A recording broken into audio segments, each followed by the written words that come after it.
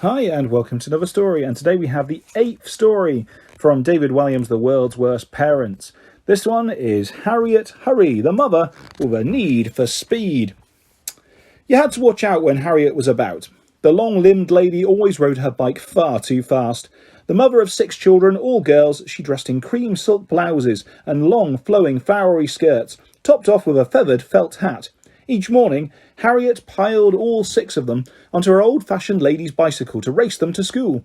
Despite her proper appearance, Harriet was a speed demon, and the route from the country house where the Hurry family lived to school was downhill. So with all the weight of her 6 children on the bicycle, Harriet could reach eye-watering speeds. She would overtake sports cars, whizz, speed through red lights, whoosh, soar over speed bumps, zoom, take shortcuts through hedges, rustle, and perform a triumphant wheelie when they finally reached the school. Whirr! To understand this obsession with speed, we need to go back to when Harriet was a baby herself. At her birth, she shot out of her mother's tummy super fast. So super fast that the midwife couldn't catch her. The poor lady was like a goalkeeper trying to catch a speeding football booted by a star striker. Spot the difference. Baby, midwife, football, goalie. Baby Harriet soared over the head of the midwife. Whoosh! Sailed out of a window, zoom, luckily landing in an empty pram idling outside the hospital. Doomph! The force of baby Harriet's landing made the pram shoot off. Whirr! The seconds-old infant was immediately speeding away from the hospital as the child's mother screamed from the window of the maternity ward, "Stop that baby!" The newborn sat up in the pram, cooing with delight to be going so fast. Goo goo gaga!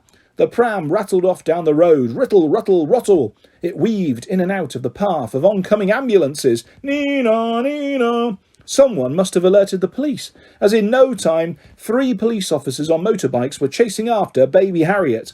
One of them shouted at the baby, "Stop, baby, or I'll put you under arrest." Baby Harriet was having none of it. Instead of stopping, she bounced harder and harder on her bottom. Boink, boink, boink.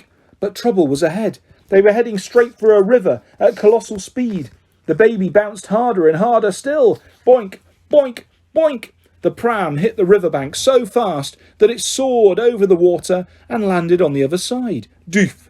The police officers were not so lucky. Despite revving their engines, roar! They weren't going fast enough and plunged into the river. Splosh! Now there was no stopping baby Harriet. Up ahead, more police had set up a roadblock of police cars to stop the runaway baby. There was no way through, or was there? A huge smile spread across baby Harriet's face when she saw the police cars lined up ahead of her. She bounced and bounced up and down on her bottom. Boink, boink, boink, making the wheels of the pram spin until they were nothing but a blur. Whirr! The police officers' faces turned to panic as they realised the runaway baby was not going to stop. They closed their eyes as she leaned back and the front wheels of the pram lifted. It was a pram wheelie, or preelie. Then disaster struck. The back wheels of the pram hit the bonnet of a police car. Slam! The pram somersaulted through the air, performing a loop-the-loop. Baby Harriet wasn't the least bit frightened, in fact.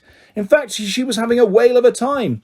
The 5-minute-old tot cooed with delight as she sailed upside down over the heads of the police officers. Woo! Whoosh! Baby overhead! By some miracle, the pram hit the road on all 4 wheels at the other side of the police roadblock. Donk! It was now going faster than ever. Zoom! Just up ahead was a Formula 1 racing track. The pram managed to speed through the entrance. Whiz! Swerve around the barriers. Screech! Before racing along the track. Baby Harriet weaved through the pack of racing cars, taking the corners on the inside and speeding like never before. Zoom! The finish line was in sight. The baby bounced up and down as hard as she could on her bottom. Boink, boink, boink. And when the checkered flag was waved, whoosh! Baby Harriet, in her pram, took first place.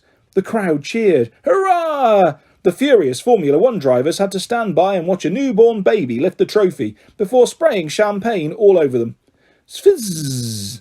That glorious moment made headlines all over the world. Baby is number 1. Formula 1's youngest ever winner, only 10 minutes old. Baby banned for life from driving. 40 years later, that baby had grown up and become a mother to 6 children. She named them after famous male Formula 1 racing drivers, though all of them were girls. Alan, James, Ayrton, Lewis, Nicky and Jackie. Formula One racing was all that Harriet watched on the television, much to the displeasure of her ageing cardigan husband, whom she named the Tortoise. Harriet had the racing on long into the night and would shout at the TV if her favourite driver was not going fast enough. "Come on, man! For goodness sake! Put your great fat foot down! I could cycle faster than that, you buffoon!" She would wake up the whole house with her shouts. Not that her 6 daughters had any interest in speed. They hated the fact that their mother always cycled them to school so fast. The girls had to balance like a circus act on her bicycle, which she had named Lightning. Despite their pleas for her to slow down. "No! Help! Too fast! Mama! Slow the heavens down! Ah!" Mama would pedal harder and harder and harder. Whir! Whir! Whir! When she reached top speed, Harriet would holler, "Faster! Faster! Rah! Rah! Rah!" She treated the school run as if it were a race she had to win at all costs. If Harriet didn't beat every other mother and father, she would be an almighty funk all day. It meant that she would pedal harder the next morning, and the ordeal of the school run for the girls would become worse and worse. The 6 had to cling on to Lightning for dear life. Alan to the front wicker basket, James to the front wheel guard, Ayrton to the handlebars, Lewis to the back wheel guard, Nicky on the back of the saddle, and little Jackie to Nicky's shoulders. The girls fought each day, might be their last. So, one morning, when they'd arrived at school after Lightning had had a near miss with a fire engine, the Hurry children decided that enough was enough. They had to do something about Mama. Each of the girls had a different idea. Alan was the oldest, and so went first. "We should bury Lightning in the rose garden," she exclaimed. But her younger sisters reckoned their mother would find it in no time, and that they would end up having to go to school with soil on their bottoms. James was the second oldest. She thought she had a good idea, suggesting, "Why don't we tie Mama's bootlaces together so she can't cycle so fast?" The girls soon imagined the bicycle crashing, and all of them landing in a giant heap on the ground. Not fun at all. Ayrton was next. She thought that puncturing one or both of Lightning's tyres would definitely slow Mama down. However, Harriet had trained her daughters to be her backup team, like Formula One drivers have. The girls would be ordered to change Lightning's tyres in less than 3 seconds flat. Mama would check the stopwatch as her 6 helpers went to work. Spanner, check. Pump, check. Bolt, check and clear. Go, go, go! Lewis proposed, "If we saved up all our pocket money to buy Mama a horse, then she could ride us all to school on that instead." This was judged to be the worst idea so far. Mama would be sure to ride the horse as if she were a jockey at the Grand National. A racehorse would be infinitely more dangerous than a bicycle. And of course, bicycles don't bite bottoms, like some horses have been known to do. Nicky's suggestion that they sneak out of bed in the middle of the night, armed with glue pens, to coat the whole road with glue to slow down Lightning, didn't even warrant a response. All eyes turned to little Jackie. "I know," began the youngest of the sisters. "I will join the police, and then I can arrest Mama for speeding." This was greeted with howls of laughter. "Ha ha ha ha ha! Hee hee hee!" The Hurry sisters had never heard anything so absurd. "Listen," shouted little Jackie over the guffaws. "I can go to the police station right after school and ask to become a police officer." "You can't join the police, little Jackie," mocked Alan. "You're far too young. You have to be a grown-up to join the police." Being the oldest, Alan liked to think of himself as the boss. The other 4 chimed in, following suit. "What a silly idea! As if! Jackie's just a baby. She barely comes up to my knees." "Be quiet, the lot of you, and listen," shouted little Jackie, who was by far the feistiest of the 6. Her sisters fell silent. "If we all sit on each other's shoulders, with me at the top, I can pass myself off as a grown-up." This stumped the others for a moment. "But the police officer will know it's just 6 kids on each other's shoulders," reasoned James. The others all murmured in agreement. Murmur, murmur, murmur. "I've already thought of that," announced little Jackie. "We borrow Mama's super long dressing gown. And look, I've got this." The girl produced a joke shop moustache that she'd received in her stocking at Christmas. She smoothed down her hair and stuck on the moustache. Suddenly, little Jackie's plan didn't seem so stupid after all. So, it was set in motion. There was much arguing about who should go at the bottom. No one wanted to go at the bottom. Little Jackie took charge and managed to convince Alan that being on the bottom is the most important job of all, as you are the legs of the operation. That swung it. The sisters arranged themselves vertically in order of age. It was like a family of circus acrobats. One by one they climbed on each other's shoulders. At the bottom, Alan loved the fact that she, and she alone, chose where the legs would take them. They were her legs after all. Then it was James on Alan's shoulders. Next, Ayrton was on James's. Then Lewis on Ayrton's. Further up, Nicky was on Lewis's shoulders. Finally, little Jackie was perched at the very top. Mum's fuchsia pink dressing gown turned out to be the perfect length for this ruse. It ended just above Alan's knees. So, one windy morning, before Mama and Papa woke up, the 6 sisters wobbled their way out of their country house and down to the local police station. Walking down the street, little Jackie got some strange looks, what with being impossibly tall and having the face of a girl with a joke shop moustache stuck on, not to mention the long pink frilly dressing gown. But she styled it out by peering down her nose at passers-by. Finally, the tower of girls made it all the way to the local police station. Standing on duty behind the counter that morning was an especially stern-looking police officer, P.C. Stade. On seeing this vision in front of her, her beady eyes nearly burst out of her head. "Yes," barked Stade. The girls were so taken aback by the bark that they nearly lost their balance. "Wibble, wobble, wabble." Hello," began little Jackie, her joke shop moustache coming loose as her face beaded with sweat. "Are you drunk?" demanded Stade. "No," replied the girl, putting on a deep manly voice. "I just had a pineapple juice." "That's what they all say. Are you here to report a crime?" "No, there is a big problem with speeding in this town, and I want to sign up to be a police officer." Stade shook her head. "You look a little young to be a police officer." "Told you so," hissed Alan from the bottom. Little Jackie silenced her sister with a sharp shh under her breath. "Ouch!" "What was that?" demanded Stade. Just a bottom burp," replied the girl, trying to make her voice sound even deeper than before. It didn't sound like a bottom burp. It sounded like a cry of pain. "It was a big one, so it was a little bit painful," she lied. "My bottom does that sometimes. Yelps." The PC rolled her eyes. "Well, if you want to be a police officer, you have to fill out this form here." She passed a piece of paper across the desk. The hands that were poking out of the sleeves of the dressing gown were actually Ayrton's.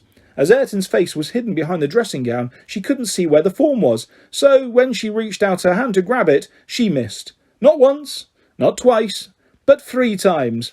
After accidentally grabbing PC Stade's hand, when Ayrton finally got hold of the piece of paper, she managed to scrunch it into a ball. Scrunch. "You are drunk," accused Stade again. No, just a tiny bit clumsy," lied little Jackie. "Clumsy isn't good for a police officer. You might drop your truncheon, and then where would we be? Anarchy." "Please, can I have another form?" asked little Jackie. "And this time I would really appreciate it if you could put it straight into my hand." Stade sighed theatrically, as grown-ups often do, and did what the girl asked. "Thank you so much," replied little Jackie, turning to go. "Not so fast," barked Stade. "Oh no," thought the girl. "What now?" "Yes?" "Why do you want to be a police officer so much?" "It's my mama." "What about your mama?" asked Stade. "She speeds." "Does she now? How fast are we talking?" "Well, once she went so fast that she broke the sound barrier. Boom!" "That is fast." "I told you it was fast." "I know, but I didn't know it was that fast." "Should have been paying close attention. I did say fast." Stade sighed again. "Well, good luck with your application, Mr. Little Jackie," replied the girl, her joke shop moustache now flapping off. Good luck, Mr. Jackie Little." "Goodbye," mumbled little Jackie. On the way out, the tower of girls knocked over a stand, scattering leaflets everywhere. Flutter! Tripped over a police dog. Woof! And knocked over a policeman and the robber he had handcuffed. Oof! Stade shook her head in disbelief. The plan hadn't quite gone so to plan. Even so, little Jackie filled out the police application form and sent it off. To her and her 5 sisters' great surprise, the very next day little Jackie received an official letter from PC Stade. "Dear Mr. Jackie Little, thank you for coming into the police station. I have good news. You have been accepted into the police. Congratulations, you will begin first thing tomorrow with traffic regulations. Please report to me at the police station at dawn. Yours policely, PC Stade, the one with the beady eyes." The next morning, the tower of girls wobbled excitedly all the way down to the police station. As the sun rose over the town, they were met by PC Stade, who immediately began to explain how a speed gun worked. It was a device that police officers use to point at vehicles they think are going over the speed limit. So, You just point that at the bicycle, asked the girl. Stade spat out her tea. Splurt. Bicycle, she exclaimed. Yes, my mama speeds on her bicycle. We normally use this on cars and motorbikes and the like. We have never, ever, ever stopped someone on a bicycle for speeding. Trust me, I did say fast. That you did, admitted the PC. And Mama can pedal a great deal faster than any car or motorbike. Well then, we must set a speed trap for later. That is exactly what they did. It was decided that the best time would be when Mama would be returning to school that afternoon to pick the girls up. So the sisters sneaked out of school early and arranged themselves on top of each other before putting on their police outfit. This was a cap, which was far too big for little Jackie's little head, and a very, very, very long police jacket that PC Stade had kindly provided. The police officer met the new recruit, PC little Jackie Little, just outside the school gates. As the bell rang for the end of school, dring! They hid in a bush, and Stade handed little Jackie, well, of course, really Ayrton, the speed gun, which she immediately dropped. Clunk! When the Tower of Girls and Stade both tried to pick it up at the same time, their heads banged together. Clunk! Eventually they got into their hiding place, and not a moment too soon, because in the distance they could see Mama racing down the road on lightning. At first, she and her bicycle were little more than a tiny blur on the horizon. Then the blur became bigger and bigger as she sped nearer and nearer. Mrs. Harriet Hurry did not disappoint. Pedalling harder than ever, the mummy in a hurry cycled straight over the roof of a sports car. Zoom! Jumped over a motorbike as if she was part of a display team. Whoosh! And smashed through a fruit and vegetable stall, hurling food everywhere. Splat! Splut! Splot! Oi! Then, with a big grin on her face, Mama took to the final straight. She pedalled lightning as if she were competing for a gold medal at the Olympics. Faster, faster, rah, rah, rah, she cried. Still hiding in the bush, Stade shouted, now! Ayrton pressed the button on the speed gun. Click! Mama was going at such an impossible speed that the speed gun actually exploded. Kaboom! The sound of the explosion was so loud that it shocked everyone, not least Mama. Lightning's front wheel hit the back of an old lady's mobility scooter. Kaboosh! Harriet Hurry somersaulted through the air with a look of horror on her face.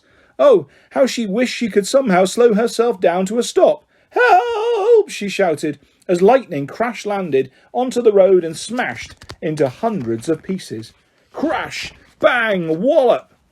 Meanwhile, Mama landed on top of a very tall tree. Twang! The tree swayed with her weight, and as it swung back, it propelled her through the air at speed. Whoosh! All of a sudden, Harriet Hurry was flying into the school, and she didn't know how to stop. Slower, slower, rah, rah, rah! It was as if Mama was a pinball, and the school a giant pinball machine. Her daughters all peeped out from the line of buttons on their long police officer's jacket. They watched helplessly as their mother bounced headfirst into the climbing frame. Clonk! Rebounded onto the clock tower. Clang! Hit the goalpost. Ta-funk! And smacked straight into the swing. Swink-donk! The swing swung her straight through the window of the science block. Smash! And out through the other side. Smash! The lady then spun around on the roundabout. Whirr! Before flying off to the slide. Plonk-a-funk! Speeding down it. And landing upside down in the sandpit. Boom! Harriet was half buried, her legs waggling up in the air. Help! She cried. Mama! Shouted the girls in shock. There's something I need to tell you, began little Jackie, turning to PC Stade. I'm not really this tall. I had absolutely no idea, lied the police officer with a knowing wink. Little Jackie smiled back as one by one the 6 girls jumped down from each other's shoulders and ran into the school playground to help their mother. I'm stuck! Shouted Mama. The sisters formed a human chain to yank her out of the sandpit. Alan held on to her mother's feet as James, Ayrton, Lewis, Nicky, and finally little Jackie held on to each other. Heave! Called Alan as they all heaved, but Mama wouldn't budge. Stade dashed over and joined the chain. Heave! Commanded the police officer. Like a cork coming out of a bottle, Mama popped out of the sand. Pop! Soon everyone was lying exhausted in a big heap on the ground. Doof! The school doors banged open and the girls poured out. On seeing the huddle of people lying on the ground, the biggest girl in the school, Talisa Thunder, shouted, Bundle! Talisa ran and leapt on top. Oof! As the kids streamed out of their classrooms, they all joined in too. Oomph! Oomph! Oomph! Help! Shouted Mama, trapped at the bottom of the pile. Everyone off this instant, bellowed a squashed Stade. I will get the headmaster to give you all extra maths homework. They did the trick. The children all piled off as quickly as they'd piled on. Reverse bundle! Shouted Talisa Thunder from near the bottom of the pile. A few moments later, the family were all standing in the playground, clearing sand out of every conceivable place. Ears, nose, hair, socks, shoes. Do you promise never, ever to speed again, Mother? Asked little Jackie. Harriet Hurry looked most unhappy, but reluctantly agreed. Yes, she sighed. Say I promise, prompted Alan. I promise, repeated Mamma. Stade's beady eye noticed something. She exclaimed, Madam, you have your fingers crossed behind your back. Mamma, moaned the girls. All right, snapped Mamma, shaking the last grains of sand from out of her bloomers. I promise. Lightning exploded into a billion pieces anyway, she added. Then my work here is done, said the PC. We can't thank you enough, said little Jackie. You would make a darn fine police officer, Mr. Jackie Little. Thank you, replied the littlest of the littlest girls. Come back to the police station in 10 years' time, and let's see what we can do. Little Jackie looked disappointed. That's ages, and I loved being a police officer. Please, can I stay one, please? Stade looked lost for words. All the girls were now pleading with the PC on their little sister's behalf. Please! All right, blustered Stade. I will make you the very first police kid. Yay! Cried the sisters. You didn't have your fingers crossed behind your back, accused Mama. I would not dream of it, madam, snapped Stade. Here. The lady took off her own police hat and placed it on little Jackie's head. Farewell, ladies.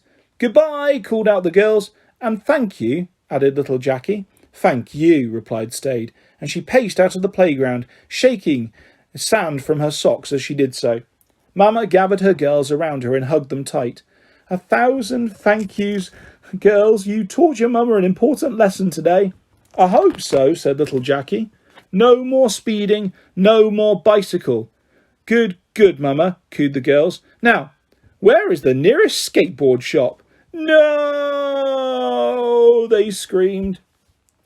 And that is the end of Harriet Hurry, another story from the World's Worst Parents by David Walliams. I'll be back soon with the next story from this fantastic compilation of stories, and lots more stories and videos coming your way very soon on my channel. If you would like to subscribe or hit a like, that's always appreciated, guys. Thanks for listening. Thanks for your support as ever. Take care. Bye-bye.